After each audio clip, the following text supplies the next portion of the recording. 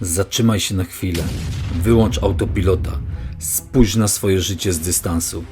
Wstajesz rano, idziesz do pracy, oddajesz swój czas, dostajesz wypłatę i myślisz, że budujesz przyszłość. Ale czy naprawdę ją budujesz, czy tylko utrzymujesz się na powierzchni w systemie, którego zasad nikt ci nie wytłumaczył? Pieniądz to nie złoto, to nie srebro, to nawet nie papier, to zapis w systemie, cyfra w banku, liczba w aplikacji, obietnica, że ktoś kiedyś wymienił ją na realne dobra. Ale historia pokazuje jedno: każda waluta fiducjarna kiedyś traci wartość. Każda. Nie dlatego, że ktoś jest zły, tylko dlatego, że gdy coś można tworzyć bez ograniczeń, zawsze będzie tworzone. A kiedy podaż rośnie szybciej niż produkcja dóbr, ceny rosną, a twoja praca jest warta mniej. Inflacja nie krzyczy, nie rób mi konferencji prasowej, nie mówi: właśnie zabraliśmy ci 15% siły nabywczej. Ona działa po cichu, to najdoskonalszy podatek w historii. System nie potrzebuje kraść, wystarczy, że drukuje. Bank centralny może zwiększyć podaż pieniądza w sekundę. Jedna decyzja, jedna polityczna potrzeba. Kryzys? Drukujemy. Pandemia? Drukujemy. Recesja? Drukujemy. A ty masz oszczędności, które właśnie zostały rozwodnione. Wyobraź sobie, że masz 10% firmy i nagle firma emituje nowe akcje. Masz nadal 10 akcji, ale już nie 10% udziału. To właśnie dzieje się z twoim pieniądzem. Dlaczego złoto przetrwało tysiące lat? Bo nie można go stworzyć jednym kliknięciem. Bo jego wydobycie kosztuje czas, energię, zasoby. Bo jest ograniczone. Złoto nie jest modne, jest konsekwentne. Imperium Rzymskie upadło. System Bretton Woods zniknął. Waluty narodowe reformowalne. Złoto zostało. Jedna uncja 100 lat temu kupywała porządny garnitur. Dziś nadal kupi. To nie złoto rośnie, to waluty tracą. W 2009 roku po kryzysie finansowym, kiedy banki były ratowane pieniędzmi podatników, pojawił się Bitcoin. Nie jako firma, nie jako fundusz, nie jako startup. Jako protokół, jako kod. Jako matematyczna odpowiedź na problem nieograniczonej podaży. 21 milionów i koniec. Nie da się zmienić tej liczby bez zgody całej sieci. Nie da się jej zwiększyć decyzją prezesa. To pierwsze aktywo w historii, które ma absolutny limit i dlatego budzi tyle emocji, bo odbiera kontrolę.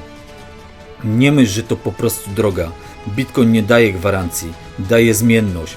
Plus 100%, minus 60%, plus 300%, minus 40%. Tu nie wygrywa ten, kto ma największe ego. Wygrywa ten, kto rozumie cykle. Halving, spadek podaży, rosnące zainteresowanie, euforia, bańka, bessa. I od nowa, rynek to psychologia. Bo możesz słuchać tej bajery godzinami, ale w pewnym momencie pojawia się pytanie: dobra, jak w ogóle wejść w rynek? Rynek krypto nie działa przez bank, działa przez giełdy. Ja korzystam z Binex. Nie dlatego, że to magiczne miejsce. Dlatego, że mam dostęp do rynku spot, kontraktów, wykresów i narzędzi analizy. Mogę obserwować reakcje rynku na żywo. Mogę analizować cykle, mogę zarządzać rynkiem. Jeśli ktoś chce sprawdzić, link do Binex jest w opisie i przypiętym komentarzu. Ale posłuchaj mnie teraz bardzo uważnie. Sama rejestracja nie zrobi z ciebie inwestora. Rynek nagradza wiedzę, nie odwagę. Jeśli zaczynasz, zacznij małymi kwotami. Traktuj to jak naukę, nie jak kasyno, bo kasyno wygrywa zawsze. Rynek wygrywa tylko z nieprzygotowanymi. Większość ludzi żyje w pętli. Praca, rachunki, kredyt, podwyżka cen, więcej pracy. System daje iluzję bezpieczeństwa, ale gdy przychodzi kryzys, ratuje banki, nie ludzi. Drukuje pieniądze dla instytucji, a ty dostajesz inflację. To nie spisek, to nie teoria, to historia. Wolność finansowa to nie Lamborghini.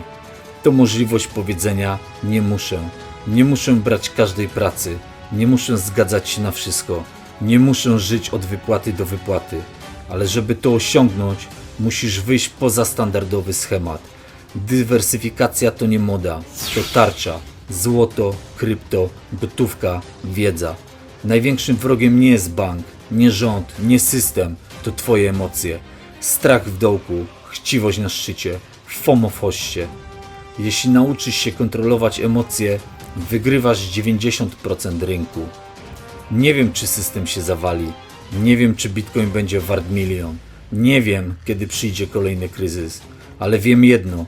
Jeśli coś można tworzyć bez limitu, nie może zachować wartości wiecznie. A jeśli coś ma limit, z czasem staje się rzadkie. To nie ideologia, to matematyka. Masz dwie opcje. Możesz dalej pracować na cyfry, które ktoś może rozmnożyć. Albo możesz zacząć rozumieć zasady gry. Nie musisz wierzyć we mnie. Sprawdź historię walut, sprawdź wykresy, sprawdź dane. A jeśli chcesz zobaczyć, jak wygląda rynek od środka, platformę, z której korzystam, masz w opisie. Ale pamiętaj, najpierw świadomość, potem decyzja. Tu Kryptobajera. Jeśli dotrwałeś do końca, napisz w komentarzu Kryptofamilia. Wyloguj się z Matrixa.